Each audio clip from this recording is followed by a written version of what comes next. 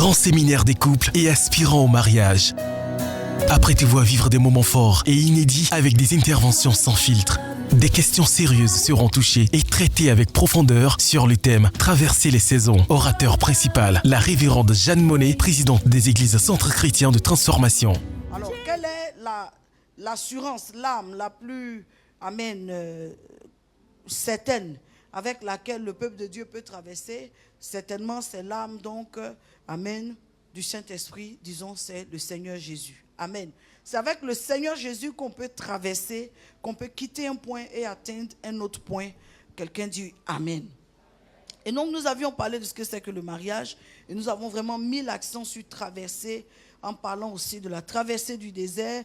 Un point que je n'avais pas abordé, c'est la traversée du Jourdain. Amen. Mais au-delà de la traversée du Jourdain, nous étions aussi allés plus loin en parlant aussi, amen, de l'histoire d'Osée. Amen.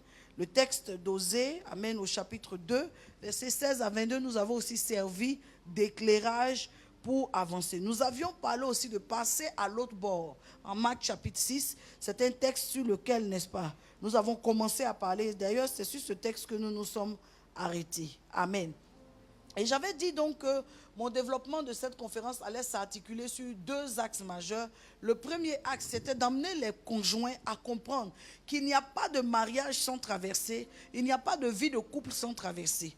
Tous les couples, tout autant, amen, tous autant qu'ils sont, couple d'hommes de Dieu, couple d'hommes d'État, couple d'hommes politiques, couple, amen. Tous les couples, dès lors qu'un homme et une femme se mettent ensemble, ils sont exposés à rencontrer ce qu'on va appeler des déserts. Ils sont exposés à rencontrer ce qu'on va appeler, n'est-ce pas, le Jourdain. Donc, c'est une perspective avec laquelle nous devons rentrer dans le mariage. Parce que pour la plupart d'entre nous, nous sommes rentrés dans le mariage en croyant que, amen, dans le mariage, tout ne sera qu'aisé, tout ne sera que bien, tout ne sera que favorable, tout ne sera que plaisant. Et tant qu'on a cette perspective-là, on n'est pas prêt. Amen. Pour faire face aux défis auxquels nous serons confrontés. Et nous avions dit dans le développement de dimanche, n'est-ce pas, que tout ce à quoi on n'est pas préparé, on le vit mal. Et qu'il est important en tant que conjoint de nous préparer à toute alternative. Amen. Il y a eu donc des scènes de parade, il y a eu pas mal de choses. Amen. Maman Monet a chanté une improvisation. Il y a eu pas mal de choses qui nous ont détendus, mais en même temps qui nous ont passé un message de vérité. Alors ça, c'est donc ce qui concernait le dimanche, amen, la première étape. Dans la deuxième étape, j'avais promis parler des saisons. Et donc ce soir, je commencerai mon développement en parlant, amen, des saisons. Traverser les saisons. Nous avons vu la pensée générale qui est derrière traverser. Maintenant, nous allons parler des saisons. Amen. Parler des saisons. Si traverser fait allusion à des épreuves, des défis et tout type de situations similaires qu'un enfant de Dieu peut rencontrer en chemin. Si traverser fait allusion à des situations, n'est-ce pas, difficiles auxquelles les conjoints peuvent être confrontés, amen. Si traverser fait allusion donc à ces réalités-là, alors quel est le contenu des saisons pour que traverser soit difficile? Une saison comprend quoi pour que la traversée soit difficile? Est-ce que vous suivez mon développement? Parce que si c'est traverser qui est difficile, traverser quoi? Amen. Traverser quoi? Quelqu'un dit avec moi, traverser quoi? Gloire à Jésus. Traverser quoi? Amen. Salue-moi le Saint-Esprit.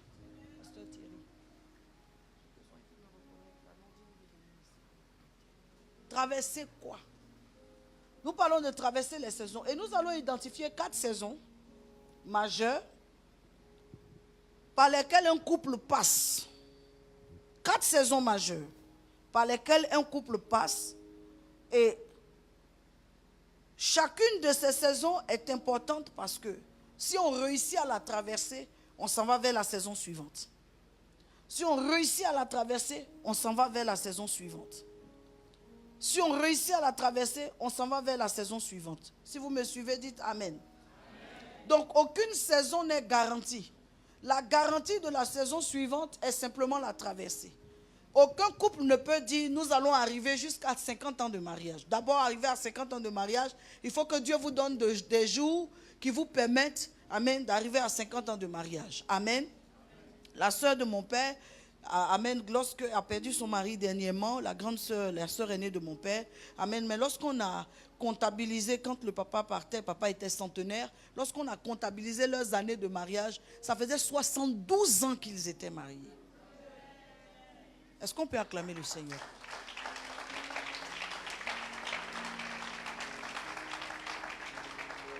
Le mari est parti récemment, amen, le centenaire, mais la maman est encore là et nous bénissons Dieu pour sa vie. Amen.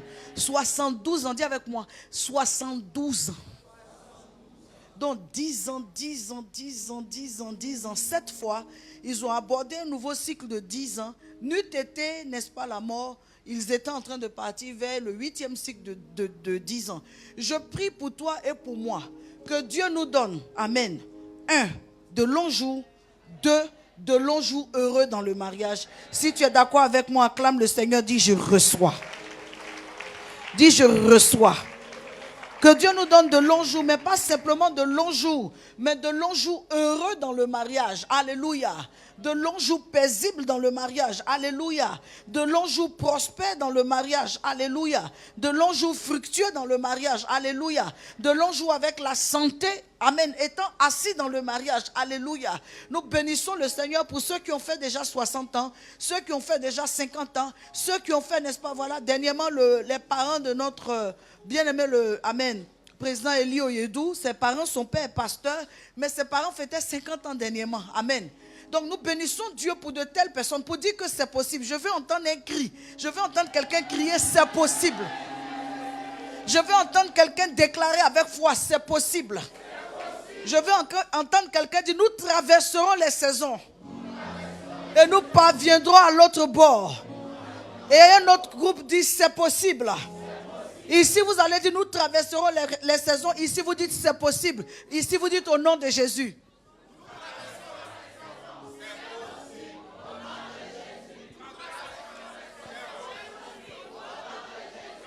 Je veux entendre maintenant toute la salle en train de déclarer prophétiquement. Prophétiquement. Déclarer prophétiquement. Nous allons traverser les décennies. Nous allons traverser les décennies. Ceux qui sont dans leurs 10 ans, recevez la grâce de connaître les 20 ans. Ceux qui sont dans leurs 20 ans, recevez la grâce de rentrer dans les 30 ans. Ceux qui sont dans les 30 ans, recevez la grâce d'aller dans les 40 ans. Ceux qui sont dans les 40 ans, que Dieu vous donne longue vie, rentrez dans vos 50 ans. Ceux qui sont dans les 50 ans de mariage, recevez la grâce et la longévité, allez dans vos 60 ans. Ceux qui sont dans les 60 ans, que Dieu rallonge vos jours, allez dans vos 70 ans. Nous raconterons les merveilles de l'Éternel. Nous expliquerons la science du mariage. Nous parlerons de l'étude du mariage. Nous parlerons de la doctrine du mariage. Nous parlerons de la science du mariage. À cause de notre témoignage, plusieurs vont s'élever, plusieurs vont s'affermir, plusieurs vont persévérer, plusieurs vont continuer. Que quelqu'un me dise Amen fort.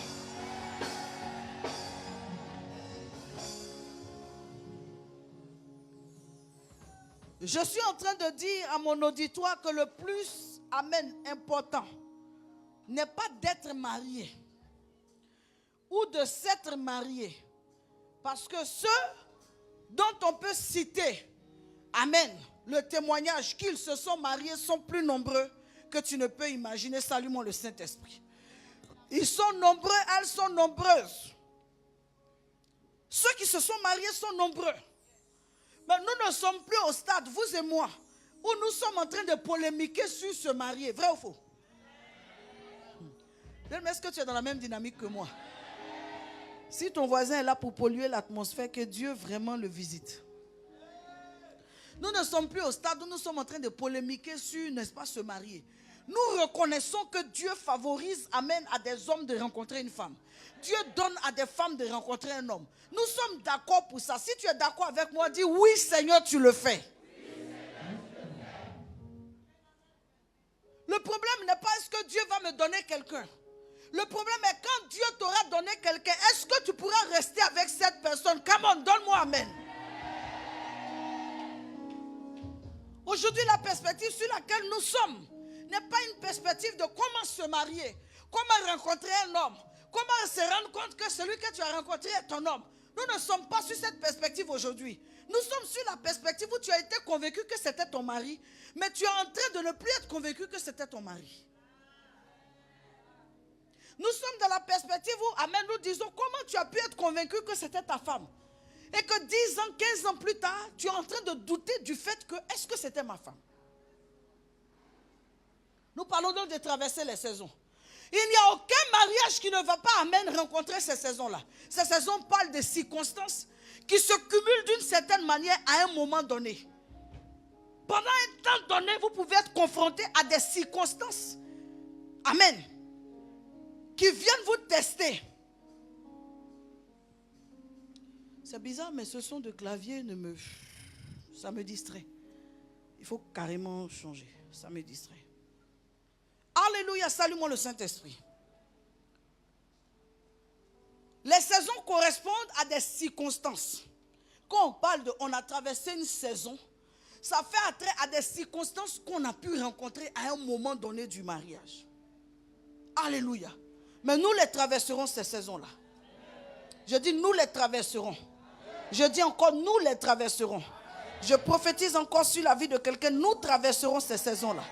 Je déclare encore sur la vie de quelqu'un, nous traverserons ces saisons-là. Les saisons correspondent à un moment dans le mariage. Quand on parle des saisons du mariage, on parle de moments, différents moments. Quand on parle de saisons dans le mariage, on parle d'époques. Différentes époques dans le mariage. Quand on parle de saisons dans le mariage, amen, on parle de périodes. Différentes périodes. Alléluia. Dis amen avec moi. Amen. Différents moments. Dis amen. Amen. Différentes périodes. Dis amen. Amen. Différents temps. Dis amen. Amen.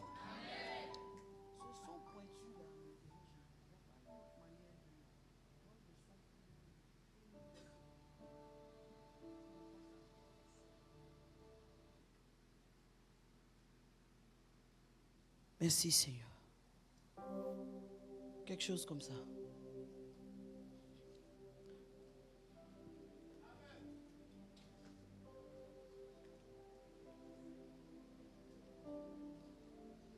Alléluia.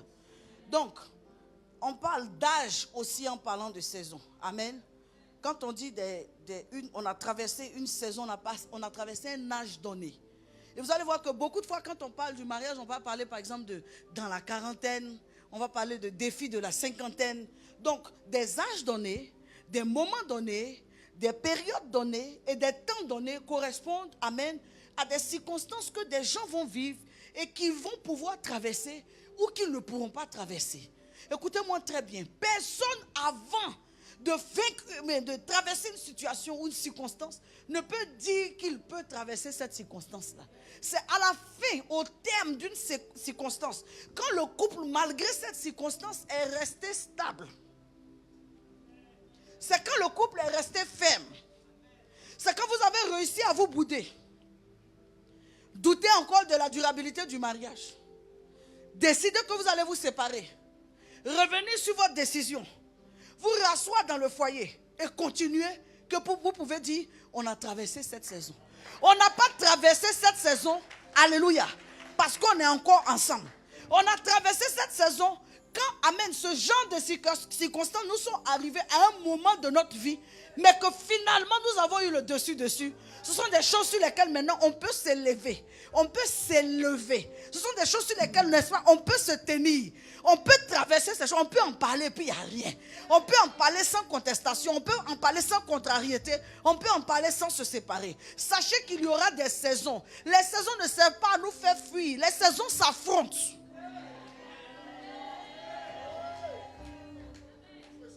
Il y a des saisons qui font peur. Pourtant, il y a des saisons qui réjouissent. Mais vous devez savoir que quel que soit le visage qu'une saison vous présente, vous devez dompter cette saison-là. Est-ce que je parle à quelqu'un? Est-ce que je prêche à quelqu'un ce soir? quel que soit le visage qu'une saison vous présente. C'est pourquoi ne vous mariez pas avec des gens qui ne sont pas assis dans la parole.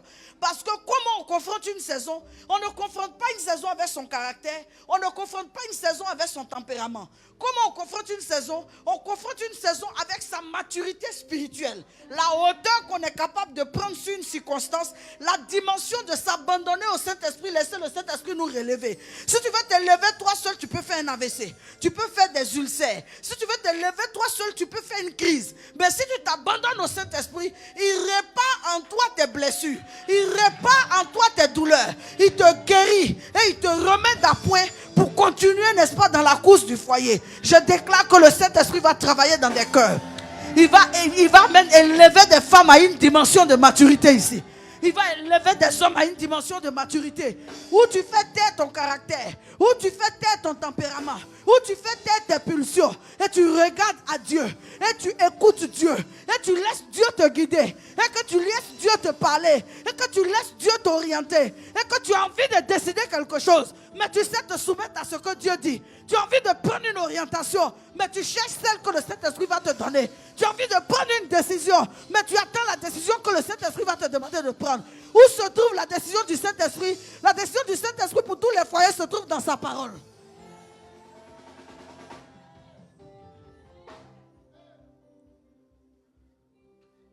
La décision du Saint-Esprit se trouve où?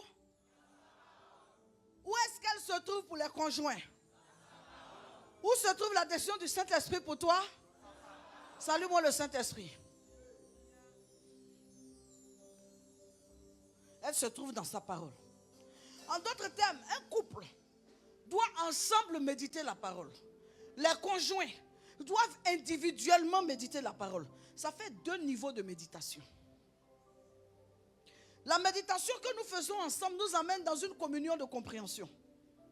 Elle est basée sur un partage. Nous méditons et nous partageons sur la base de ce que nous avons compris. Une fois que nous sommes d'accord sur la thèse du réma de ce verset, nous l'adoptons. J'ai ma perception en lisant un verset. J'ai l'orientation de mon esprit en lisant ce verset.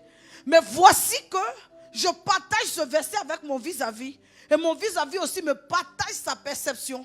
Il me partage sa lecture de ce verset. Et lorsque nous finissons, nous prions. Et Dieu nous convainc effectivement d'un point. Et c'est sur ce point que nous décidons que nous, en tant que couple, nous allons marcher. Les couples qui ne méditent pas sont confrontés. Je ne dis pas qu'ils ne vont pas tenir. Mais je dis ils auront beaucoup de combats pour lesquels ils n'auront pas la matière pour faire face. Ils auront beaucoup de défis pour lesquels ils n'auront pas la ressource spirituelle pour faire face. La ressource spirituelle va leur manquer et donc leurs caractères vont s'affronter d'abord. Leur tempérament. Mais lorsque le Saint-Esprit a pris le temps d'habiller votre personnalité parce que vous méditez ensemble, quand des situations viennent, vos personnalités se soumettent à ce que la parole a dit. À partir de ce moment-là, vous êtes capable de faire face. J'espère que je prêche à des personnes qui comprennent.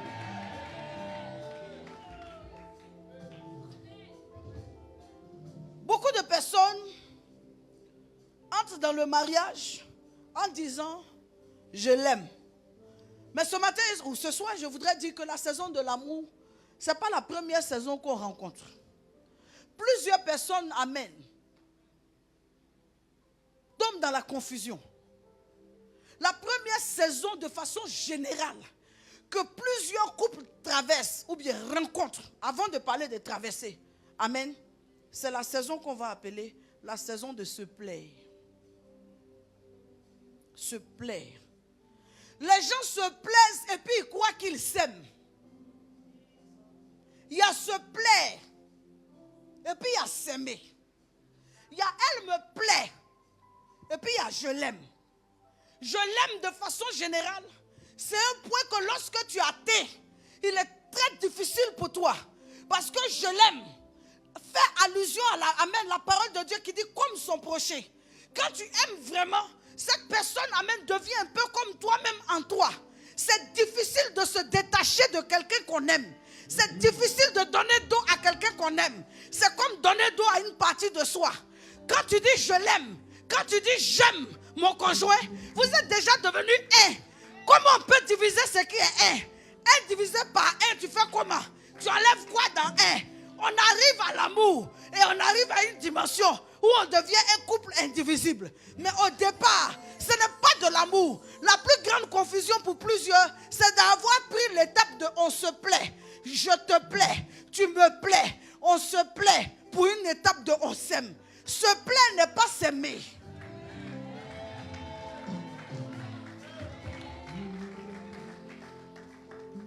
Se plaire n'est pas s'aimer. Quelqu'un ne m'a pas dit amen. Lorsqu'on parle de la saison de se plaire, c'est une saison qui est agréable. C'est une saison, n'est-ce pas, où la sympathie est éveillée. On aime se voir. On aime être ensemble. On aime, n'est-ce pas, sortir. On aime, amen, passer des moments ensemble. Alléluia. Le conjoint est de mon goût. Ou du moins, celui qui est en face de moi, il est de mon goût. Il fait les choses comme j'aime. Il fait la chose de Dieu comme j'aime. Il est engagé à l'église comme j'aime. Sa manière d'être en famille, en fait, ça correspond à ce que j'aime. Son feeling, sa manière de s'habiller correspond à ce que j'aime. Il parle comme j'aime. Il taquine comme j'aime. Donc, on va appeler cette étape-là l'étape du charme. L'étape du charme, l'étape de la séduction. Elle me séduit. Il me séduit. C'est une étape, c'est une saison. Mais ce n'est pas encore l'amour. Se plaire, c'est quoi? C'est s'attirer. Mais ce n'est pas encore s'aimer. Tu as envie d'être avec la personne parce qu'elle te plaît. Tu as envie, n'est-ce pas, d'être en sa compagnie parce qu'elle te plaît. Mais laisse-moi te dire que se plaire n'est pas s'aimer. Se plaire, c'est déjà avoir conquis, n'est-ce pas, les standards de quelqu'un. Il m'a séduit par sa manière d'être élégant. Il m'a séduit par son feeling. C'est un gentleman. C'est un homme comme ça que je veux. C'est une dame comme ça que je veux. Elle est très dynamique, elle est battante. C'est une dame qui sait occuper son espace. Vraiment, elle m'a séduit, elle me plaît beaucoup. Ce n'est pas encore l'aimer. Se plaire, c'est se connaître sans vraiment s'être découvert. En saison d'amour, on s'est découvert et on s'est accepté. En saison de se plaire, on se connaît, mais on ne s'est pas encore découvert. Se plaire, c'est se connaître en partie. Se plaire, c'est s'arrêter sur ce qui vous a attiré. Mais pas encore sur ce qui vous a retenu. Ça m'a attiré. Mais tant que je n'ai pas découvert ce qui est dedans, est-ce que je peux dire que c'est ça qui m'a retenu? Non. On est retenu par ce qu'on a découvert. Ou on est chassé ou séparé par ce qu'on a découvert. En général, c'est sur ce qu'on découvre au fil des années là qu'on va décider que si je savais, je n'allais jamais me mettre avec toi. Tu as caché ton jeu. Ou bien tu es bien surprenant. Toi, tu es un acteur. Ou bien toi, tu es une actrice. Tu es une comédienne. Je t'ai découvert. Je ne pouvais jamais m'imaginer que toi, tu cachais ça. Pourquoi? Parce que ce que tu as vu en début, c'est la façade. Ça t'a plu. Mais dedans, là, c'est ce qui se laisse découvrir. C'est pourquoi j'aimerais dire, ne te presse pas pour dire je l'aime.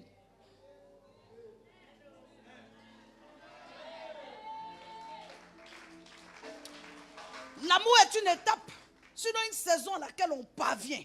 Mais je viens. Je parle de la saison numéro 1. Si vous êtes bénis, saluez-moi le Saint-Esprit comme ça.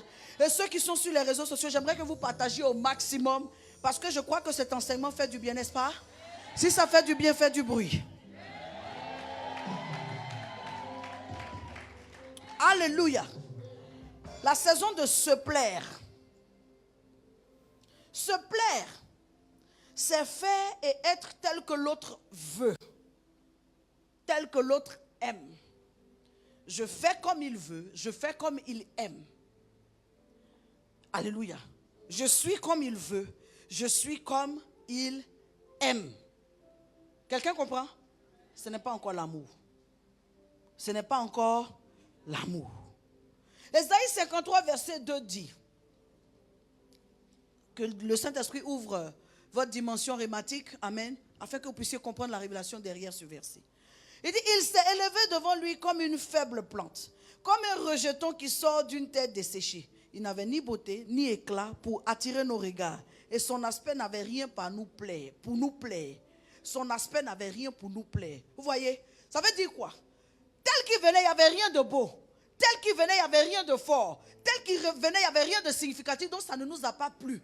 Sur la base de ce verset, on peut dire que plaire à quelqu'un est convaincre cette personne de ses standards. C'est-à-dire, amen, je représente ce que tu attends d'une femme.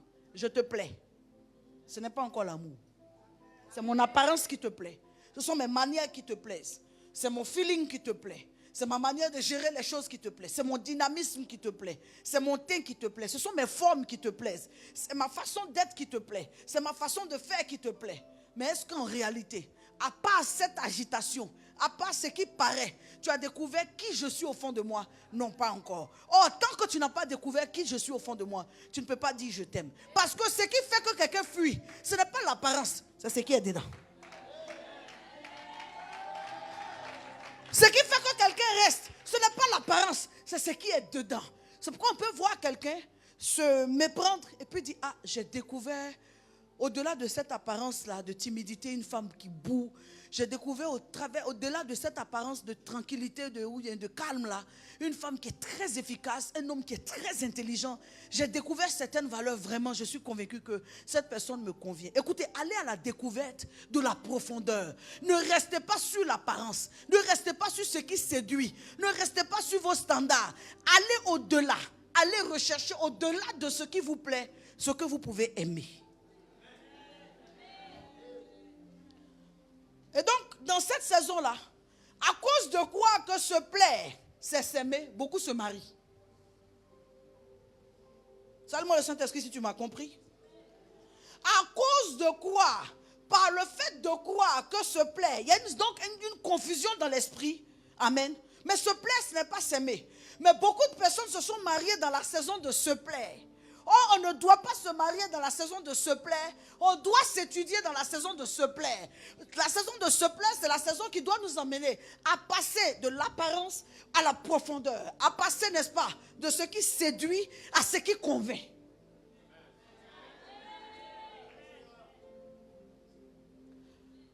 Est-ce que mon enseignement fait du bien déjà? Je vois les mains en l'air plutôt que les cris, parce que les cris là, c'est un peu... Ça enseigne? Que Dieu vous bénisse. Donc nous sommes dans la saison 1. Amen. Je voudrais donc que pour tous ceux qui ne sont pas encore mariés, vous n'appreniez pas à décider de vous marier sur les apparences. Il faut beaucoup de temps dans la présence du Seigneur. Parle-moi, Seigneur, de qui il est. Parle-moi, Seigneur, de qui elle est. Révèle-moi sa profondeur. Révèle-moi. Et Dieu va créer les circonstances pour vous emmener à voir comment quelqu'un est au fond de lui. La plupart du temps, vous êtes allé au mariage trop tôt. Je ne suis pas en train de dire que ce n'était pas la bonne personne. Mais je suis en train de dire que même avec la bonne personne trop tôt, l'immaturité va vous handicaper. Je ne suis pas en train de dire, n'est-ce pas, que ce n'est pas la personne qu'il fallait. Mais je suis en train de dire que même si c'est la personne qu'il faut, et qu'on n'est qu'à l'étape de la séduction, ce qu'on va découvrir va nous décourager.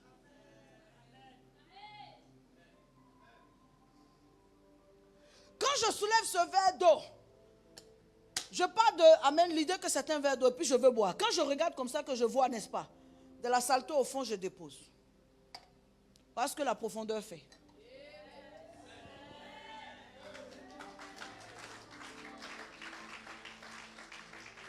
Allez plus loin que ce qui est apparent.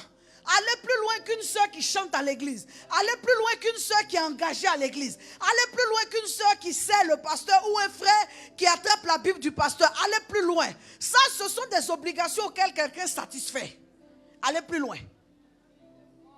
Tu ne peux pas dire, parce qu'il est un bon protocole, il serait un bon mari. Tu ne peux pas dire, parce qu'il est un bon pasteur, il serait un bon époux. D'un point de vue, n'est-ce pas, pastoral, il fait bien ce qu'il a à faire. Mais être un pasteur, c'est différent d'être un époux. Tu ne peux pas dire que parce que, amen, ça fait des années qu'il va à l'église, ça fait, amen, des années qu'il est converti. Ça fait deux choses. Des années qu'il va à l'église ne sous-entend pas qu'il est converti. Ça dépend de ce que venir à l'église a produit en lui. Des années qu'il vient à l'église, mais il est encore esclave de ses démons. esclave de ses anciennes habitudes. Il n'a pas changé. Juste ce qui a changé, c'est son programme, ses habitudes, son comportement, son être intérieur n'a pas changé.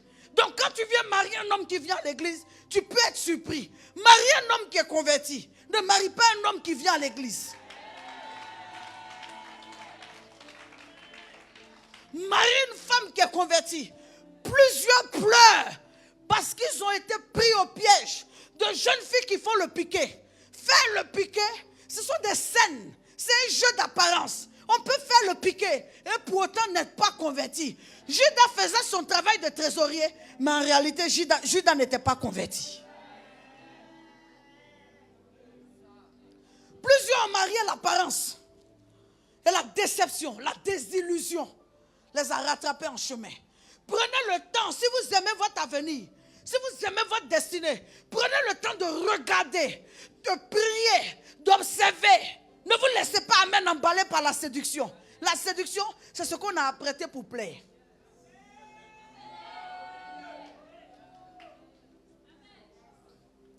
Mais c'est ce que tu vas découvrir qui va faire que tu vas rester ou tu vas partir. Parce que ce que tu vas découvrir, soit va te convaincre que c'est de Dieu, ou te amène dissuader et t'amener à te rendre compte que c'était du diable. Il faut être patient. Cette histoire de se marier juste là maintenant, parce qu'on s'est rencontrés et qu'on s'appelle souvent. Vous rencontrez des gens qui sont dépressifs, qui sont en crise affective, n'ont pas eu assez d'amour de parents, assez d'amour de leur père, assez d'amour de leur mère. Donc ils trouvent quelqu'un pour leur parler de mots d'amour comme ça là. Ils peuvent s'accrocher et puis décider que ma vie dépend de là. Il sait breaker, il sait parler, il sait dire des mots d'amour. Comment tu vas? Ça va, ta journée, ça a été. Pour des gens, ça c'est suffisant pour dire je me marie. Alors qu'il y a des gens qui ont l'art de ça.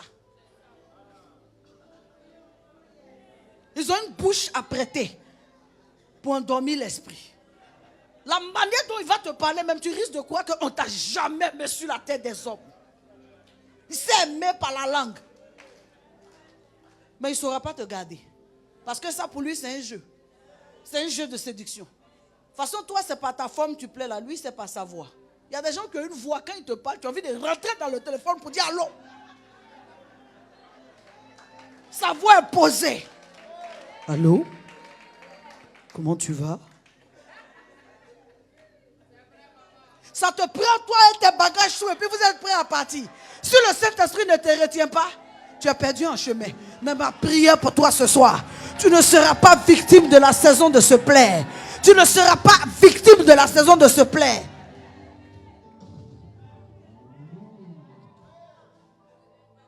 C'est pourquoi aimons nos enfants. Pour ne pas que nos enfants soient emballés par quelqu'un qui dit des mots. Quand un enfant n'a jamais entendu ses parents lui dire je t'aime, tu es belle, tu es beau, tu es intelligent mon fils, tu es un grand homme, et que quelqu'un vient dire. Apprenons à dire ces choses-là. Plantons ça dans notre environnement. Le langage de l'amour. Ça rassure.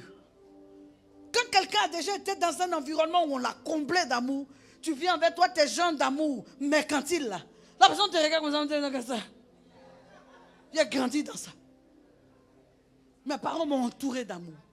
Mes frères m'ont entouré d'amour. Donc arrête un peu avec pour toi là. Tu n'as pas autre chose que je t'aime chaque jour. Souvent le langage des gens traduit en fait quelque chose. Matin je t'aime, midi je t'aime, comme ça, il n'y a pas autre parole. Oh, c'est ça qui emporte certaines. L'autre là, il ne m'a jamais dit je t'aime. Sachez que les gens ont le langage qui a été mis dans leur bouche. Il y a quelqu'un qui dit oui, je sais parler ma langue maternelle. Moi, je parle ma langue maternelle. Mais il y a des choses pour lesquelles je demande tout de suite à quelqu'un. Ça, là même, au fait, on dit comment? Parce que ça ne fait pas partie de mon vocabulaire. Donc, le mot peut m'échapper. C'est parce qu'un jour, on a dit quelque chose devant moi que je sais comment on dit. Mais on n'a jamais dit. J'ai jamais entendu un mot. Je me retrouve comme ça, un matin au crépuscule. Ok, crépuscule, on dit un toutou. Pour traduire ça par matin bonheur. Mais il y a des mots. N'est-ce pas? Donc, le langage de l'amour, nous devons le planter dans la bouche de nos enfants. Planter dans la bouche de nos conjoints. De sorte que quelqu'un ne t'arrache pas ton conjoint juste parce qu'il a fait yeux. Ma soeur, tu as yeux. C'est gros, c'est petit, il faut tourner, c'est tout. Il faut tourner. Il faut tourner. Parce que ce que tu ne sais pas montrer à ton conjoint, c'est ce qui le surprend. Parce que quelqu'un va venir faire. Oui, monsieur. On peut prendre ton mari sur ça. Oui, monsieur. Mais utilise tes yeux. Toi-même, quand ton mari vient, papa, il va te demander, aïe, tu as quoi? Faut dire ça, amour là qui est là comme ça. Acclamez le Seigneur, s'il vous plaît. Célébrez mon Dieu, s'il vous plaît. Bénissez mon Dieu. Si mon Dieu vous fait du bien, bénissez-le. Faites valoir la grâce de Dieu qui est dans votre vie. Ne laissez personne vous arracher ce que Dieu vous a donné. Vous avez des atouts. La grâce de Dieu est sur vous. Gardez ce que Dieu vous a donné. Vous êtes de belles femmes. Vous êtes de beaux hommes. Vous êtes des hommes éduqués. Vous êtes des hommes de valeur. Ne laissez personne vous arracher ce que Dieu vous a donné.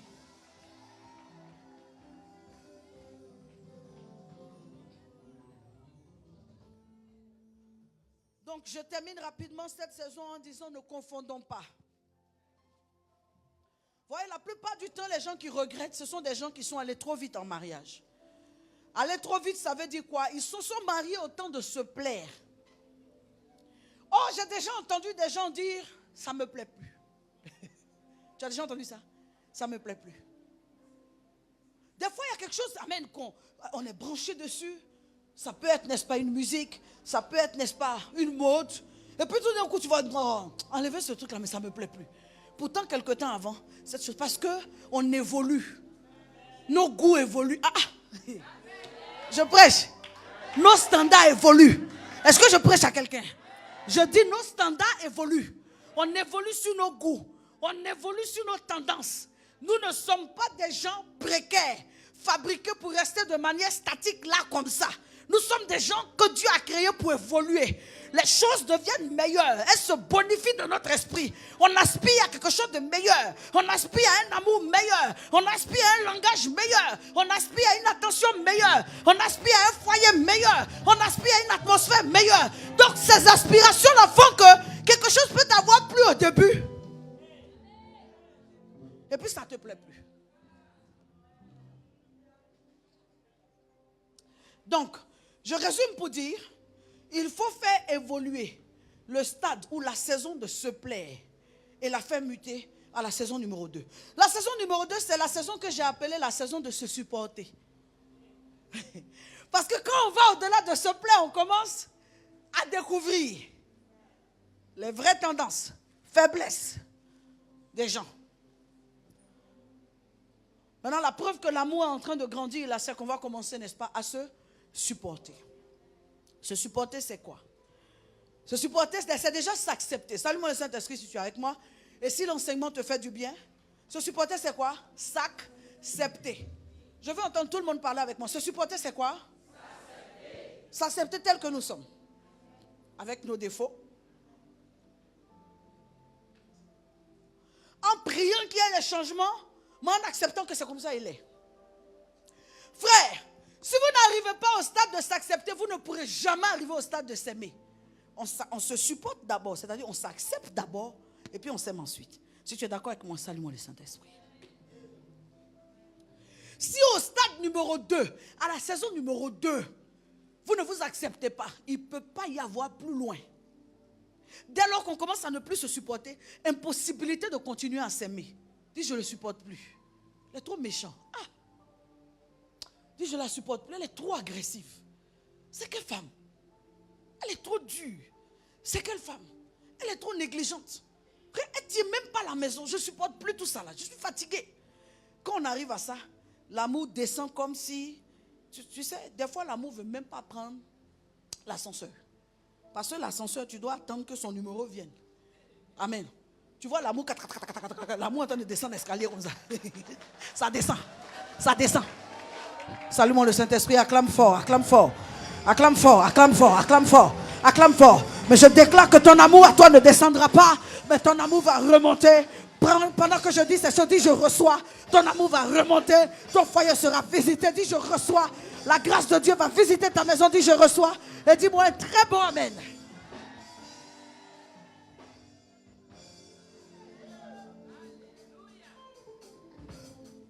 Dès lors qu'on commence à ne plus se supporter, Écoute-moi très bien. Une des ressources avec lesquelles il faut vraiment entrer dans le mariage, c'est la résilience. Dis avec moi la résilience. Ou j'entends pas. J'ai l'impression que j'ai un problème d'oreille. J'ai un problème d'audition. J'entends pas bien. Parle comme si j'étais au ciel. Parle comme si j'étais très loin de toi. Envoie-moi le message. Envoie-moi le message. À ce stade, qu'est-ce qu'il faut? À ce niveau, qu'est-ce qu'il faut? Avec quoi on entre dans le mariage? Avec quelle disposition? Avec quelle aptitude? Qu'est-ce qu'on manifeste dans le mariage? Quelle est la force qu'on présente dans le mariage? Oh, il y a quelqu'un que je n'entends pas. Oh, il y a quelqu'un que je n'entends pas. Est-ce que cette rangée peut crier plus fort? Est-ce que cette rangée peut crier plus fort? Est-ce que cette rangée peut crier plus fort? Est-ce que tous ensemble on peut crier plus fort? La résilience!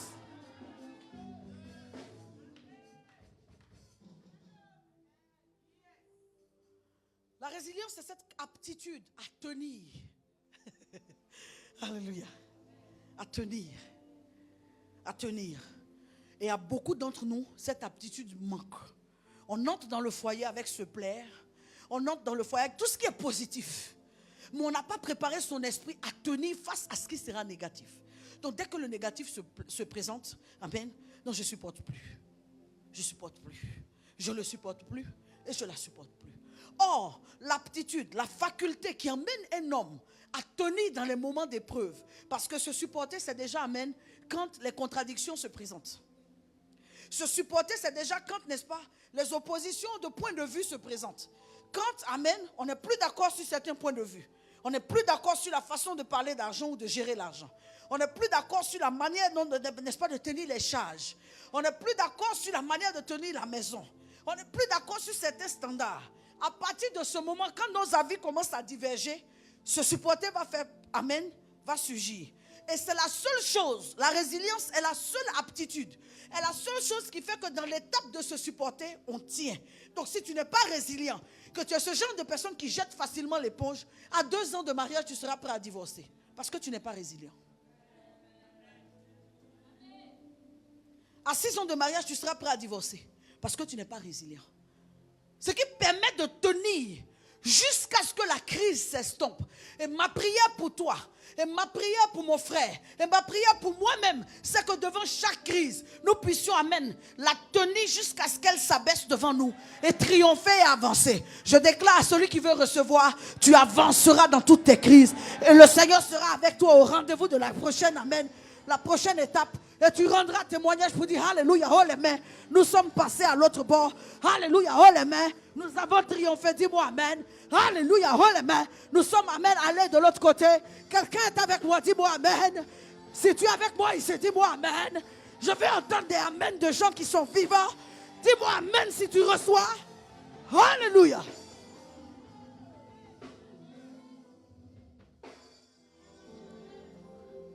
Gloire à Jésus. Se supporter, c'est aussi endosser. Endosser la responsabilité. Dis comme ça, j'endosse la responsabilité. Dis avec moi, je prends ça sur moi. Beaucoup de fois, on n'est pas prêt à prendre sur soi. On n'est pas prêt à prendre sur soi. On n'est pas prêt à endosser la responsabilité. On fuit nos responsabilités. Or, si on fuit nos responsabilités, ça veut dire qu'on n'est pas prêt à les endosser. Supporter une épreuve ou se supporter, c'est aussi endurer. On n'est pas prêt à endurer le caractère des conjoints. Or, les caractères, les conjoints, au-delà de ce qu'ils nous ont montré, à ce que, écoute-moi très bien, quel que soit le temps que tu vis avec quelqu'un, il y a quelque chose de lui que tu ne sais pas. Les amens là ne sont pas... Moi, j'aime bien cette interaction-là quand je suis en train de prêcher. Amen. Il y en a qui aiment le calme, mais moi, mon esprit est très, très, amen, hyperactif. J'aime bien ce retour-là. Ça me montre qu'on est en phase. Tu peux avoir passé 15 ans avec quelqu'un, tu connais 15 années de lui, mais il y a une 16e année de lui que tu ne connais pas parce que la circonstance de la 16e année ne s'est pas encore présentée. Ce qui va arriver la 11e année que vous n'avez pas encore expérimenté là, tu ne peux pas dire à cause de ça. À cause d'une circonstance qui va arriver où tu seras étonné par son comportement là. Tu ne peux pas dire que tu le connais. Tu le connais en partie.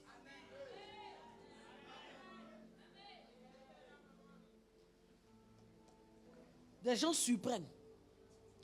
Des gens étonnent. Tu es d'accord avec moi?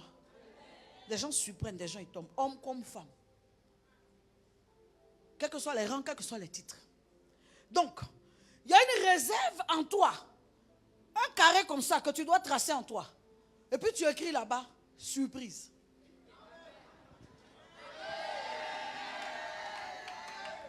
Alléluia. Surprise. Tout peut arriver, mais tout peut ne pas arriver. La vie là, c'est comme ça. Tout peut arriver, mais tout peut ne pas arriver. La plupart du temps, tu sais, c'est la désillusion qui fait mourir. Ce à quoi on n'a pas été préparé. Je l'ai dit dimanche dernier, non? Non, il m'a déçu. Il m'a poignardé. Est-ce que tu sais que déjà, quand tu es en train de créer ce champ émotionnel là, tu te conditionnes pour mourir?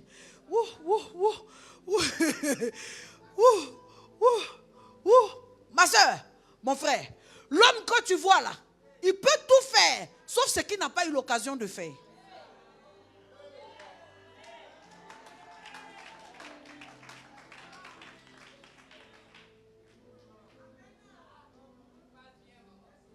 Donc, à partir de ce soir, fais-moi ce carré-là dans ton esprit. Et puis écris sur la porte de ce carré-là.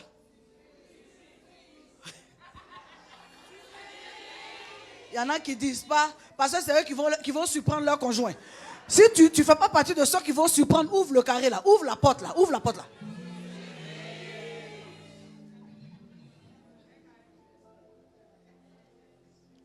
Et donc, dès qu'une situation, quand tu as préparé ton esprit à toute éventualité, dès qu'une situation, n'est-ce pas, inattendue arrive, tu ouvres cette porte-là et tu ranges cette situation là-bas. Parce que tu as préparé ton esprit à... Amen. On sait. Voilà. Les Blancs disent on ne sait. Mais nous, les Africains, on enlève le nœud là. On dit on sait. Amen. Alléluia. Est-ce que j'enseigne bien ce soir? Cette étape de se supporter là va t'emmener à travailler ta personnalité et ton caractère. Tu fuis quand ça te dépasse. Tu confrontes tant que tu maîtrises. Le jour où tu vois quelqu'un veut fuir, c'est que ça le dépasse. Bon, ce que je dis là, je parle pour les gens convertis. Je ne parle pas pour les gens possédés. Voilà, je parle pour les gens convertis parce qu'il faut compter aussi avec ceux-là. Ça dépend de qui tu as pris pour mettre chez toi. Amen. Mais quand quelqu'un est dépassé, qui n'arrive pas à supporter, il cherche à fuir. Salut-moi le Saint-Esprit. Dis amen fort. Dis amen fort. Dis amen fort. Se supporter fait appel à se tolérer. Se tolérer. Dis avec moi se tolérer. Dis avec moi tolérance. Dis avec moi tolérer. Dis avec moi je tolère. Reprenons tolérant. Tolère. Tolérer. Je tolère. Tolérant. Tolérer, tolère, je tolère. Tolérant, tolérer, tolère, je tolère. Dis avec moi, je tolère 3 fois fort.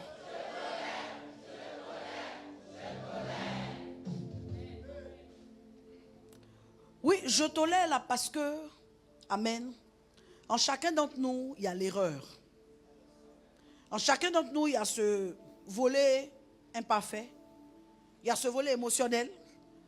Il y a ce volet faiblesse qui fait que devant certaines situations, nous ne pourrons pas résister. Tu vois, il y a des aspects de la vie où des gens ont fait des erreurs. Ce n'était pas tant parce qu'ils sont mauvais, mais les circonstances autour ont favorisé qu'ils fassent des erreurs. C'est pourquoi si tu es un homme, n'est-ce pas, ne pousse pas ta femme, n'emmène pas ta femme à expérimenter ce que tu ne peux pas accepter. Être trop dur pour un homme, c'est mauvais. En fait, ça c'est mon approche, hein. Je m'excuse si ça dérange quelqu'un.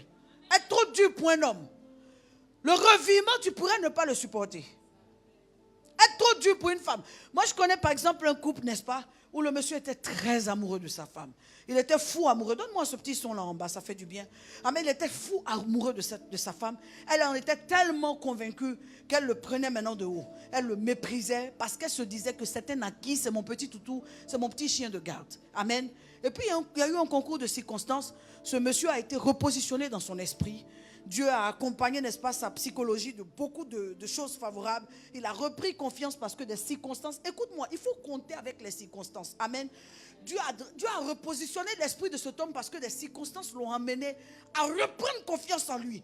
Donc la manière dont il était acquis à sa femme, soumis, ce manque de confiance qu'il recherchait dans la présence de cette femme, il a traversé ça. On n'a pas su comment. À partir de ce moment-là, tout ce que cet homme supportait, il n'était plus prêt à le supporter. Il a commencé à défier sa femme, l'affronter. Quand il dit, je vais partir, il dit, dégage de chez moi. Quand il revient le soir, qu'il a trouvé, il dit, tu es encore là? Tu ferais mieux de mettre du balai. Il a commencé à se dire que la femme est descendue du 16e étage. Pourquoi? Parce qu'elle se croyait au 18e indescendable. Malheureusement, quand on arrive à ce stade-là, on peut difficilement rattraper. Parce que quelque chose est cassé dans l'esprit de l'homme. Elle est descendue dans sa valeur. Elle a été dévaluée. Tout ce qu'on a essayé de faire, on n'a pas pu le faire. La femme là, ce n'est pas divorcer qui a été son problème. C'est de savoir que petit toutou est devenu grand toutou sur elle. Poussez des cris pour moi. Petit toutou, l'homme qu'elle maîtrisait, à qui elle disait je ne donne pas, je ne fais pas, et puis il pleurait presque. Il est devenu grand toutou. Il ne demandait même plus son corps.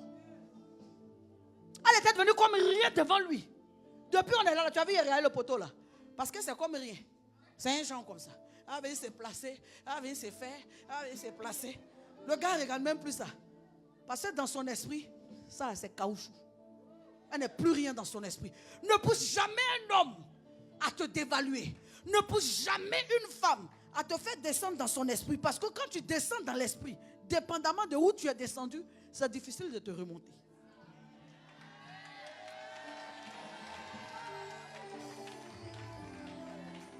J'ai prêché ce soir. Est-ce que mon enseignement fait du bien? Est-ce que ma psychologie, mon approche, est-ce que, n'est-ce pas, ce que j'enseigne fait du bien? Ne pousse pas quelqu'un à bout. Supportons-nous, on va avancer. Ne pousse pas quelqu'un à bout. Parce que tu peux pousser quelqu'un à bout. Et ça peut être, n'est-ce pas, irréversible. Ça peut être irréversible.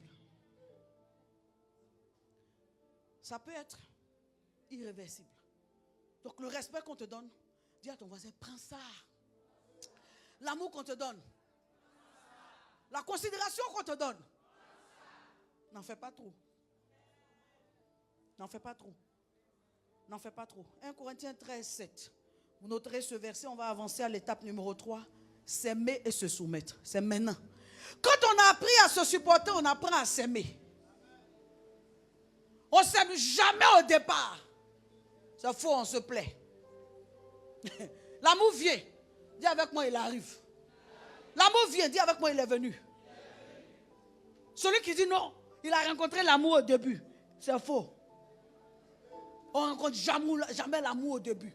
L'amour est derrière la bande et taper son pied pour dire, est-ce qu'ils vont tenir? Est-ce qu'ils vont tenir? C'est quand l'amour te voit dépasser ce plaît, arriver à supporter, puis tu supportes l'amour, dit, ah, bon. Donc là, ils ont dépassé. Bon, ils n'ont qu'à venir, je les attends. L'amour t'attend à un point devant là-bas. L'amour t'attend devant là-bas. C'est bien après certaines circonstances traversées que l'amour se montre à vous. Sinon, les chichis de ceinture Gucci, avec bout d'oreille Chanel, là. Ça, c'est pas l'amour. Ça, c'est se plaît. L'amour t'attend là-bas. L'amour t'attend où on enlève les chichis, les Chanel, les Gucci. L'amour t'attend où il n'y a pas question de teint. Tu as enlevé le tissage, ce sont tes nattes qui sont en bas. Les nattes, là, mes cheveux ont poussé en bas. Et puis on dit je t'aime. Voilà. Là, les apparences ont été démasquées et la vérité est sortie. Est-ce que je prêche ce soir? Je veux sentir la salle. Je veux sentir la salle à la même température que moi, au même niveau d'ébullition que moi. Amen. Au même tempérament que moi. Alléluia. Alléluia. Alléluia. Alléluia.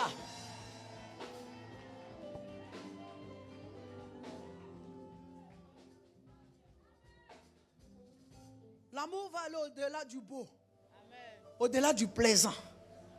L'amour, c'est toi face à lui, avec ses imperfections, avec ses défauts, avec ses failles, avec tout ce que tu ne savais pas mais que tu as découvert, qui t'a déçu mais que tu as accepté. Égal amour.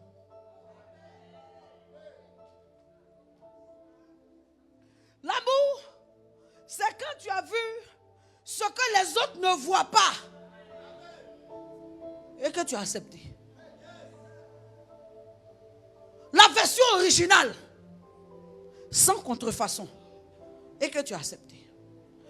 La version sans le packaging, et que tu as accepté.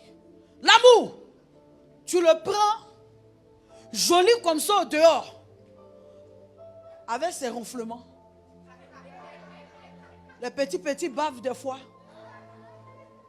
Les bruits de nuit. Mais tout ça ne te dit plus rien. À la limite, quand ça te gêne, tu dis doucement. Et puis vous continuez. L'amour, c'est la version démystifiée. Hey! On enlève les titres, on enlève le beau, on enlève les apparences, on enlève tout ce qui est, tout ce qui fait chic.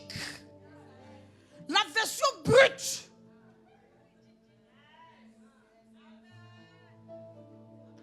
Mais tu aimes.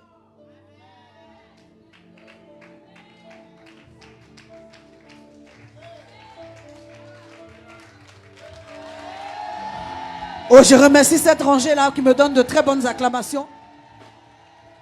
J'ai l'impression qu'il y a une autre rangée qui est contaminée. J'ai l'impression qu'ici, il y a des cris qui se lèvent, qui saluent la grâce de Dieu sur ma vie. J'ai l'impression qu'ici, les gens bougent pour honorer la grâce de Dieu sur ma vie. Rentrez dans l'amour. Allez dans l'amour. Et restez dans l'amour.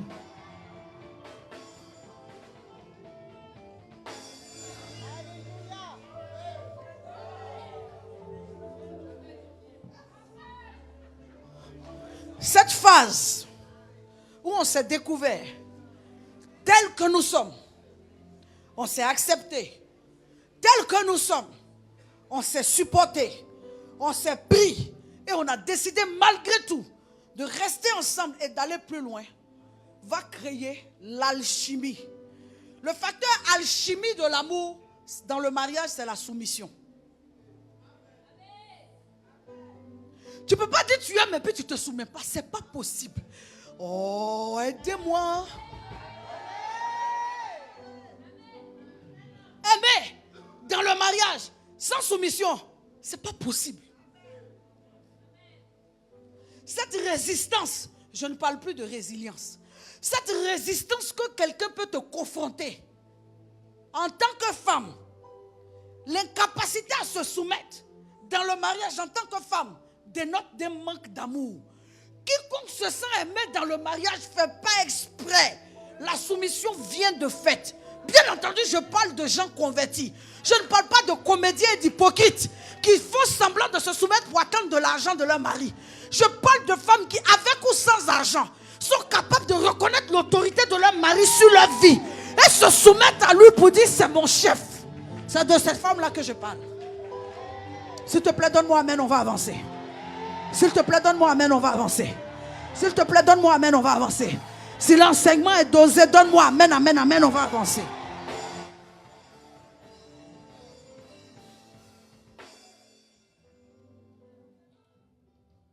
La Bible dira dans Ephésiens chapitre 5 au verset 25, Marie, aimez vos femmes comme Christ a aimé l'Église et s'est livré lui-même pour elle. C'est une dimension. C'est un niveau de l'amour.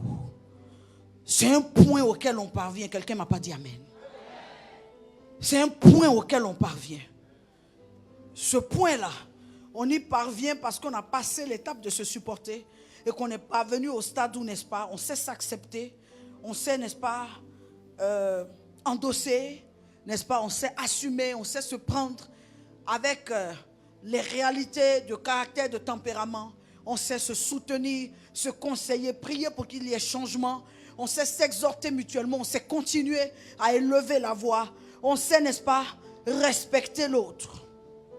Et ensuite, on parlera, n'est-ce pas, maintenant de se soumettre.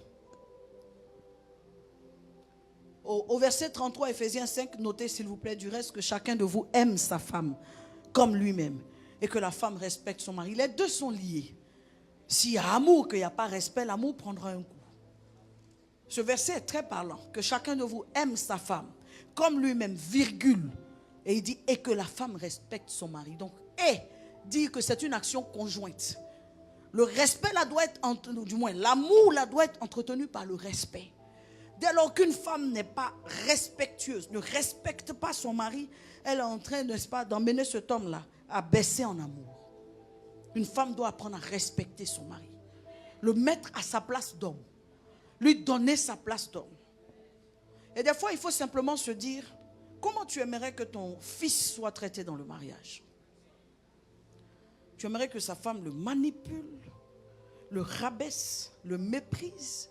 Ou bien tu aimerais que sa femme, ta future belle-fille, disons ta fille, peut-être, ça dépend si tu acceptes de voir l'enfant d'autrui que ton fils va épouser comme ta fille aussi. Ou bien tu aimerais qu'elle le tienne de haut, qu'elle crie sur lui à longueur de journée. Et tu vas dire quoi? Moi, je ne vais jamais accepter ça, mais tu seras vieille. Tu pourras faire quoi? À une ère où les enfants peuvent te dire la vérité et puis il n'y a rien. C'est parce que l'enfant est encore petit que tu as une certaine autorité sur lui. Devenu à un certain stade, il va te dire, maman, ce sont mes problèmes de couple. Tu vas faire quoi? À part dire, Jean-Marie, si ce n'est pas mes seins là, tu as bu. Jean-Marie, si ce n'est pas mon ventre là qui t'a porté. Mais tout ça, c'est du folklore. Ce que tu as créé là, boutu tu as sémé là, c'est son fleur qu'il faut récolter.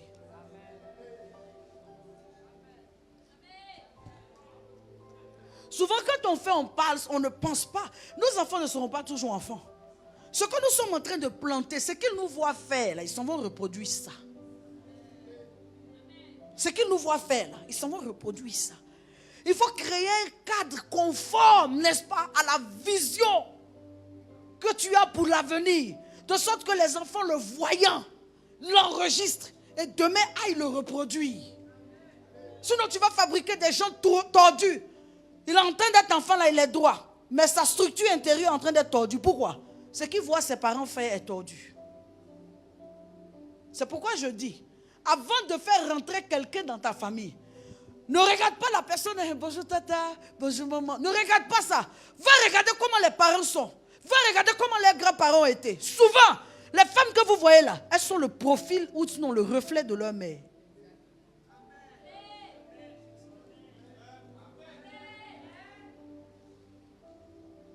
Et bien des fois, les hommes que vous voyez sont le reflet de leur père.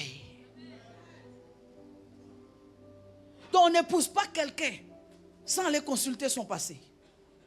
Je dirais son arrière-plan. Pas son passé, mais son arrière-plan. À cause de comment belle-mère a été, un homme devrait pouvoir dire, ma chérie, je t'aime. Le modèle de ta maman là, si toi tu dois envoyer ça en sa version de 2023. Alléluia. En version évoluée. Dis à ton voisin. Vous-même, vous êtes assis ici. Vous avez des frères qui ont ramené de ces... Amen. Modèles. Et vous-même, vous avez dit, mon frère est mort. De toute façon, il tremble devant la femme là. Mais et toi, ce que toi tu fais dans ton foyer. Salue-moi le Saint-Esprit. Je parle de soumission. Savoir se respecter. Et puis, il y va de l'éducation. Écoutez-moi très bien. Prenez le temps de regarder le niveau d'éducation des gens. Il y a des gens qui ne sont pas éduqués. Avant même de parler de conversion, il y a leur éducation. Une famille où tout le monde s'est battu, les petits frères se sont placés à la gueule. Odile, il était têté. C'est à moi. Une famille comme ça là.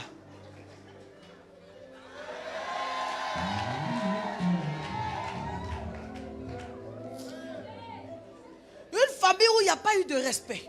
Les gens pour se battre, on ne regarde pas l'âge. Les gens pour s'insulter publiquement, on ne regarde pas le sang.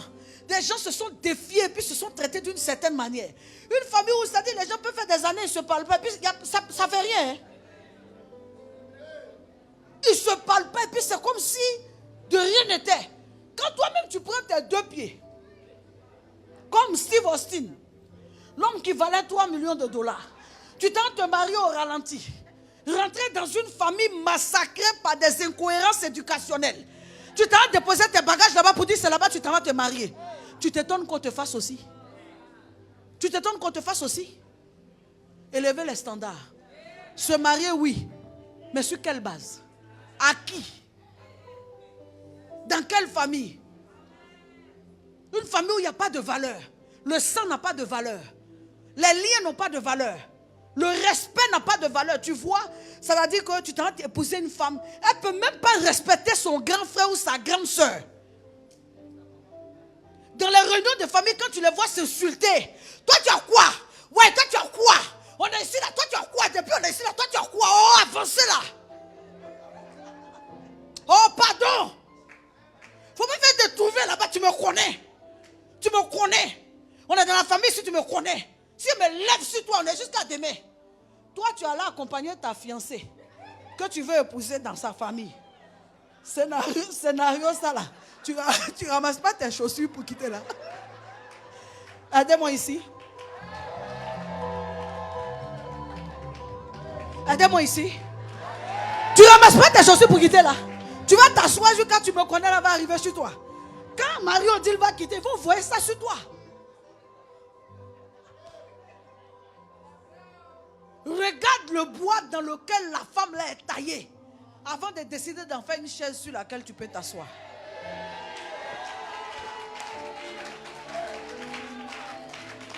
Regarde le bois dans lequel l'homme là est taillé avant de décider d'en faire un lit sur lequel tu veux te coucher. Si ce n'est pas bon bois, il faut le laisser. Quelqu'un a dit ça, c'est cassé. Je peux avancer?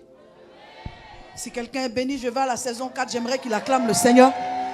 J'aimerais qu'il acclame le Seigneur. Si quelqu'un est béni, j'aimerais qu'il acclame le Seigneur. J'aimerais sentir la salle en ébullition, en pleine effervescence. Je touche rapidement le point numéro 4. Mais si tu es béni, crie-moi 3 bons amen. Amen. Amen. Amen. Assieds-toi, assieds-toi, assieds-toi. Quand cette alchimie, amour, soumission, se mélange, cette mixture, Jésus, amour, soumission.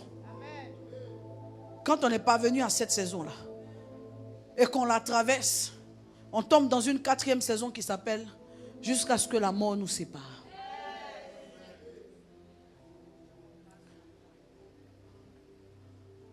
On devient capable de vivre avec l'autre tel qu'il est.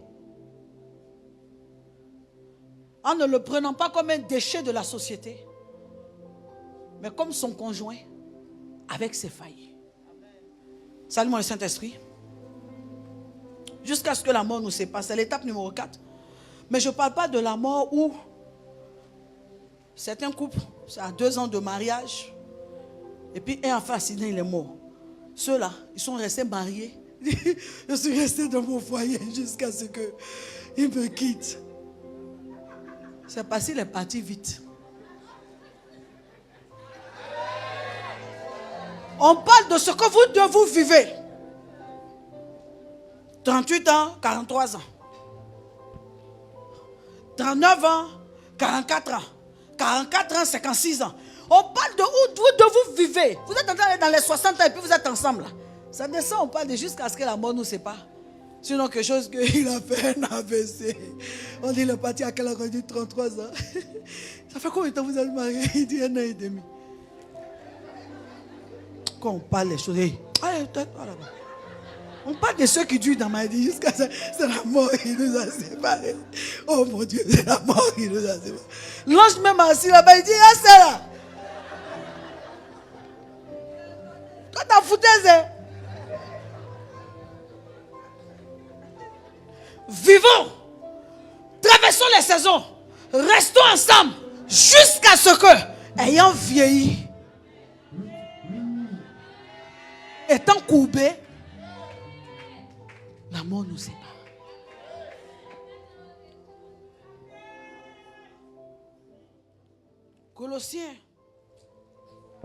Matthieu, Romains, chapitre 7, au verset 2. Je suis sur la fin, ne vous inquiétez pas.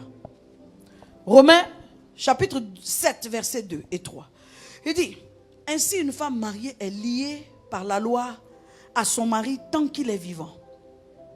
Mais si son mari meurt, elle est dégagée de la loi qui l'a liée à lui. En d'autres termes, aussi longtemps que ton mari est vivant, quelqu'un dit allons comme ça. Quelqu'un dit on s'en va là-bas comme ça. Salut-moi le Saint-Esprit. Bien-aimé, cette étape-là, c'est l'étape où on se soutient, on se fortifie, on passe du temps ensemble, on voyage, on conseille nos enfants, on va assister aux dot, on va accompagner nos enfants à la mairie, on va laver nos petits-enfants, on les garde quand nos enfants voyagent, on les soigne, on contribue à leur éducation, on aide nos belles-filles à bien s'asseoir avec nos fils, on aide nos fils à bien tenir leur foyer. Mesdames et messieurs, ce soir ça a été avec beaucoup de plaisir que j'ai présenté les 4 saisons du mariage que nous sommes appelés à traverser, se plaire, se supporter, s'aimer, se soumettre, jusqu'à ce que la mort nous sépare. J'aimerais vous inviter à vous tenir debout pour que nous puissions élever la voix et prier, pour que nous puissions recommander nos mariages à Dieu. Élève la voix, commence à prier. Si ton conjoint est là, ta conjointe est là, rejoins-la, tiens-la par la main et commencez à prier. Si tu es seul, que tu n'es pas marié, élève la voix et prie pour cette perspective. Si tu es marié, que ton conjoint n'est pas là, tiens-toi les 2 mains et commence à élever la voix. Père, s'il te plaît, Seigneur, c'est dans le nom de Jésus que j'élève la voix. Je prie que cette grâce que tu es en train de libérer, Seigneur, sa tâche se déverse dans ma vie. Je prie que tu me fasses grâce de connaître cette bénédiction des 4 saisons, non pas comme des saisons que je vois vivre, mais comme des saisons que je traverse. Je t'implore, Seigneur, je veux connaître cette grâce. Vieillir assise à ma place, en train de jouer mon rôle et de faire ce à quoi tu m'as appelé. Je bénis ton nom parce que, Seigneur Dieu de gloire, cette grâce descend sur moi. Je crois que nous avons passé la saison de se plaire. Je crois que nous avons traversé la saison de se supporter. Je crois même, Seigneur, que nous avons connu la saison de s'aimer et se soumettre. Maintenant, nous prions au nom de Jésus que tu nous donnes la grâce d'aller loin, loin, loin, loin, loin, de vieillir en âge et d'arriver à ce stade-là que nous avons appelé jusqu'à ce que la mort nous sépare. Seigneur, au nom de Jésus-Christ de Nazareth, je prie. Je prie afin d'honorer cette grâce dans laquelle tu m'as introduite. Est-ce que quelqu'un est là pour prier? Je n'entends pas les prières. Il ne faut pas jouer avec cette étape-là, s'il vous plaît. Et tous ceux qui ont pris leurs enveloppes, tenez votre enveloppe de couple et ajoutez cette enveloppe-là, n'est-ce pas, dans la prière. Tous ceux qui ont pris leurs enveloppes, ceux qui n'ont pas pris d'enveloppe, nous avons fait, amen, appel sur, n'est-ce pas, le mariage. Nous avons demandé à tous les couples de participer à part égale. C'est-à-dire que si le couple décide de faire une semence de 50 000, nous avons dit, n'est-ce pas, que dans l'enveloppe, ils mettront chacun 25 000. S'ils décident de faire une semence de 100 000, ils mettront chacun, n'est-ce pas, 50 000. S'ils décident de faire une semence de 20 000, ils mettront chacun, n'est-ce pas, 10 000. Cette alliance-là que nous voulons bâtir, ou cette semence que nous voulons présenter à Dieu, est comme une alliance, Seigneur, que nous voulons, n'est-ce pas, élever devant toi. Est comme un autel pour dire, Seigneur, cette saison encore, permets-nous de la passer au nom de Jésus. Alors, si vous n'avez pas eu l'occasion de prendre l'enveloppe, vous voulez la prendre maintenant, venez la prendre. S'il vous plaît, ne la prenez pas à la légère, ne la foulez pas aux pieds, comme des gens qui le font pour le faire et qui vont, n'est-ce pas, maintenant mettre dedans quelque chose qui n'a pas de valeur à leurs yeux, qui ne leur coûte rien. Non, mettez à l'intérieur quelque chose, n'est-ce pas, qui a de la valeur à vos yeux, pour vous et pour votre conjoint. Comme l'enveloppe que je tiens, c'est l'enveloppe que mon mari m'a confiée. Il a mis sa part, j'ai mis la mienne et il m'a confié cette enveloppe, n'est-ce pas, afin que je puisse l'emmener à l'église. Je la tiens, mais je la lui remettrai dans un instant, n'est-ce pas? Voilà, prenez votre enveloppe.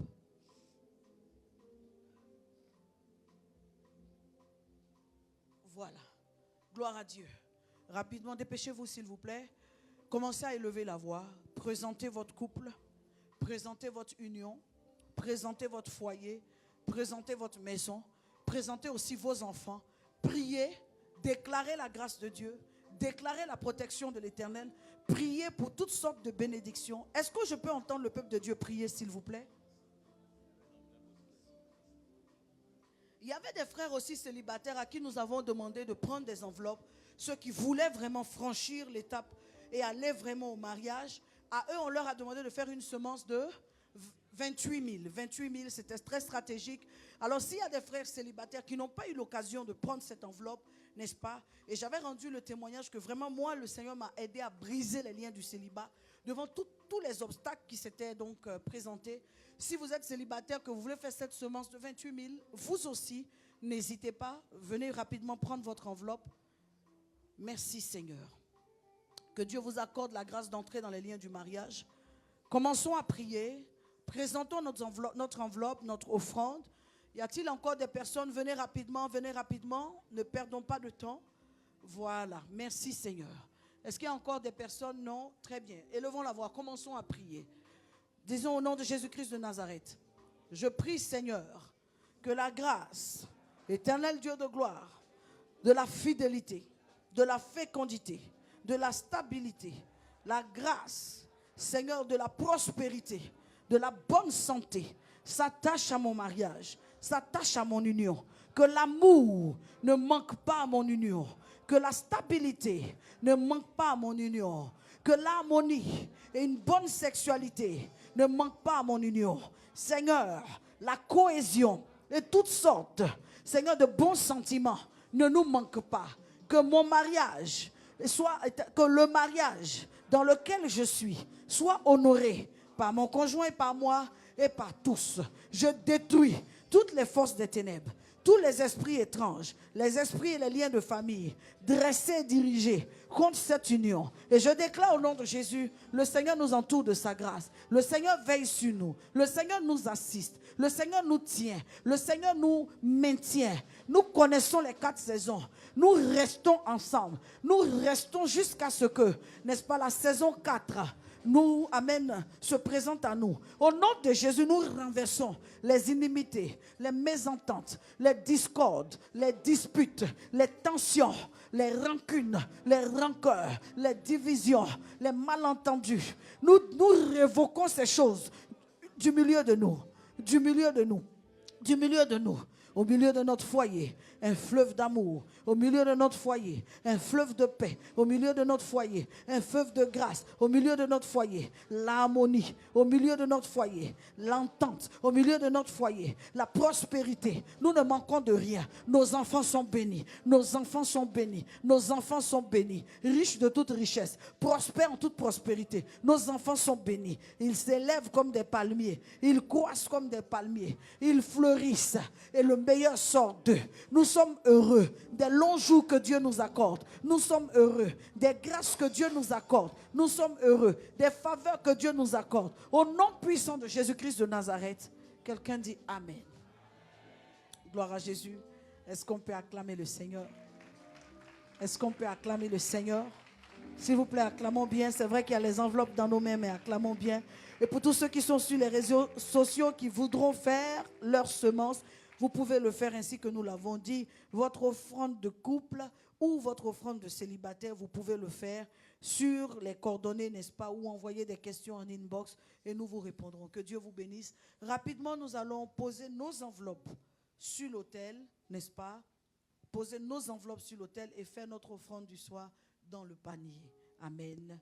Voilà, quand les hommes sont là, c'est à eux de faire l'offrande. Si les femmes sont là parce que leur époux n'est pas là, c'est aux époux de faire. Amen. Voilà. Merci Seigneur.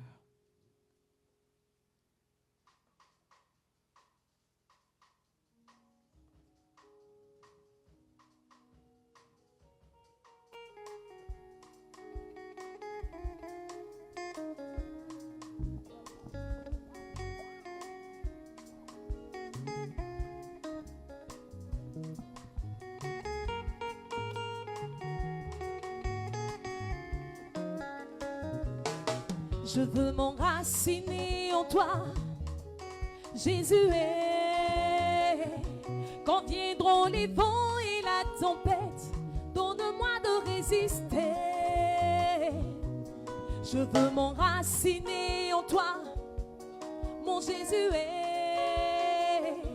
Quand viendront les vents et la tempête, donne-moi de résister. Je veux m'enraciner, m'enraciner en toi, Jésus. Quand viendront les vents et la tempête, donne-moi de résister. Je veux m'enraciner, en toi, mon Jésus, Jésus. Quand viendront les vents et la tempête, donne-moi de résister.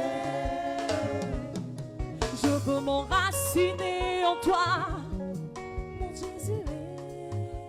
Pendant que nos frères et sœurs sont en train de déposer les enveloppes, nous allons demander aux sentinelles Oui, de se allons-y, placer ouvrons pour le temps les offrandes d'offrande, du s'il soir. vous plaît. Ouvrons le temps d'offrande. Vous pouvez faire les deux simultanément. Si vous êtes assis, vous continuez à prier. Pendant que vous viendrez faire votre offrande, vous pouvez poser votre semence Amen, sur l'autel. Il faut le faire. Merci Jésus.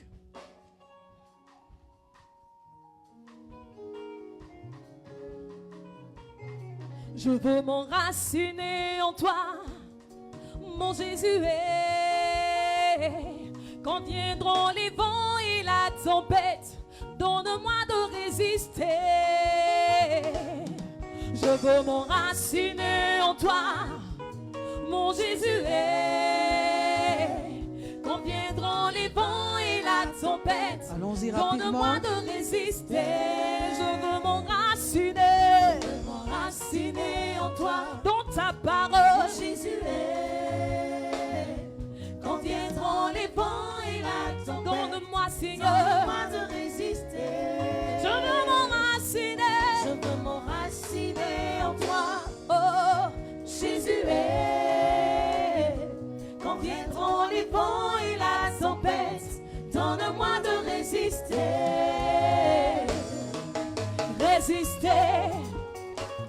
Donne-moi de résister.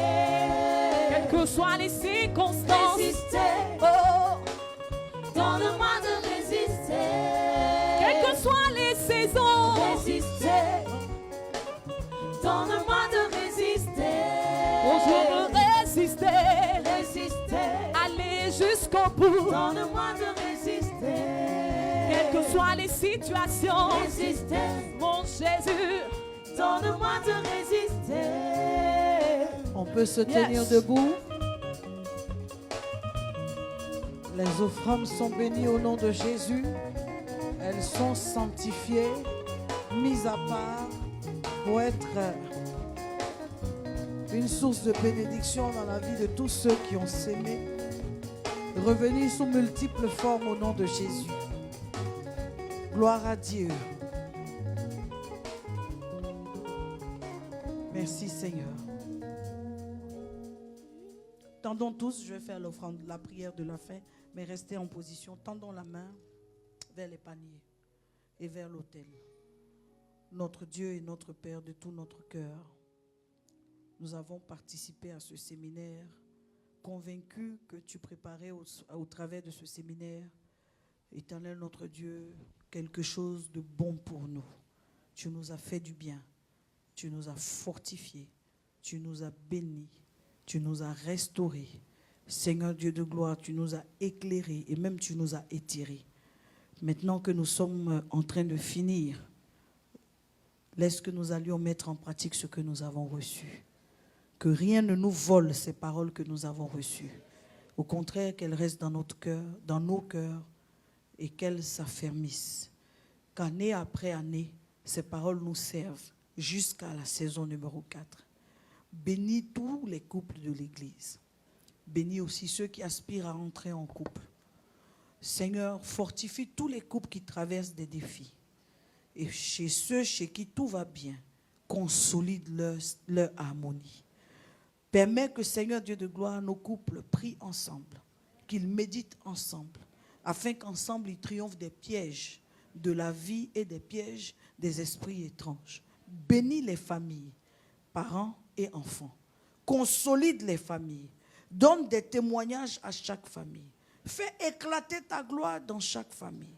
Nous voulons te louer parce que tu es fidèle. En sortant de ce séminaire, nous disons, nous avons triomphé des œuvres mortes. Nous avons triomphé de tout ce qui pouvait nous arrêter en chemin. Certainement, Seigneur, nous avons, Éternel notre Dieu, commencé. Nous achèverons et ton nom sera glorifié. Éternel Dieu de gloire, nous nous supporterons. Oh, nous avons passé l'étape de se plaire, nous nous supporterons. Nous parviendrons à l'étape de l'amour. Là où, Seigneur Dieu de gloire, il devient facile de se soumettre. Nous arriverons, Seigneur, à l'étape numéro 4. Éternel Dieu de gloire, dans des jours prolongés, dans une longévité certifiée. Seigneur Dieu de gloire, le jour où l'un d'entre nous sera parti, alors nous dirons, il m'a quitté. Pas avant. Éternel, nous bénissons, Éternel, tous les couples qui ont participé, de près ou de loin, en présentiel ou en distanciel, que cette bénédiction soit leur partage. Que là où, Seigneur, il y a des racines de discorde, des racines, Seigneur, qui font que même quand on coupe la crise, elle repousse. Que la racine de la crise soit déracinée et jetée au feu. Merci parce que tu restaures. Merci parce que tu réconcilies. Merci parce que tu répares. Merci parce que tu fortifies. Merci parce que tu fais du bien. Merci parce que tu consoles. Merci parce que tu réconfortes. Merci parce que tu relèves. À la fin de la journée, Seigneur, laisse-nous te dire merci. Merci parce que jusqu'à la prochaine saison de séminaire, nos yeux verront la réparation et la restauration, Seigneur, dans la maison, au nom de Jésus. Que l'Église crie Amen 3 fois.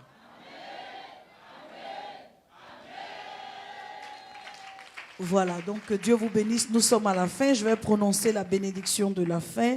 Amen. Et si certains couples veulent avoir un moment avec moi, ils peuvent, amen, demander un rendez-vous. Donc, je vais demander aux organisateurs d'ouvrir une liste. Amen. Demandez un rendez-vous. Ce sont les organisateurs. Prenez bic et feuille. Présentez-vous. S'il y a des couples qui le souhaitent, qui souhaitent qu'il y ait un temps de prière ou un temps d'enseignement ou de partage, n'ayez pas honte d'expliquer les défis que vous avez. Amen. En tant que votre pasteur, je suis aussi votre mère spirituelle. Amen. Voilà. Et donc, prenez le temps d'expliquer vos problèmes pour qu'on en parle, pour qu'on règle les situations, ou si vous voulez les régler aussi de façon, ou les aborder de façon individuelle, n'hésitez pas à le faire pour que, amen, ce qui vous dépasse puisse, n'est-ce pas, être assujetti. Donc, je vous souhaite le meilleur dans vos couples, dans toutes vos vies. S'il vous plaît, mettez ces conseils en application. Ne vous laissez pas juste à les écouter. Ce sont des enseignements que vous devez réécouter individuellement et ensemble. Maintenant, pour la fin, je vous demanderai une chose. Partagez ces enseignements sur vos pages. Encouragez vos couples amis. Encouragez, n'est-ce pas, les uns et les autres. Le mois de mars tire à sa fin. Nous sommes en train de terminer jeudi. Je rencontrerai toutes les femmes. Amen. Pour un temps d'impactation. Et tout le mois d'avril, nous serons en train de faire, amen, la traversée vers la Pentecôte. Amen. C'est vers la Pentecôte. Nous serons en train de faire la traversée vers la Pentecôte. Amen. Ce qui n'annule pas qu'il y a la Pâque. Mais ce qui veut dire que notre objectif à partir du mois d'avril, ce sera de travailler spirituellement jusqu'à la Pentecôte. Voilà. Donc que le Seigneur vous bénisse. Nous avons Semaine Sainte. Amen. Voilà, ça sera annoncé sur les affiches, sur les réseaux sociaux. Ce sera pour nous un moment vraiment de nous placer devant le trône de l'Éternel et qui nous restaure. Je vous souhaite le meilleur. Je prie que vous restiez dans le meilleur. Allez appliquer ces conseils chez vous. Allez restaurer vos foyers. Allez mettre la matière à sa place et que Dieu vous bénisse. Grand séminaire des couples et aspirants au mariage. Apprêtez-vous à vivre des moments forts et inédits avec des interventions sans filtre. Des questions sérieuses seront touchées et traitées avec profondeur sur le thème « Traverser les saisons ». Orateur principal, la révérende Jeanne Monnet, présidente des églises Centre chrétien de transformation.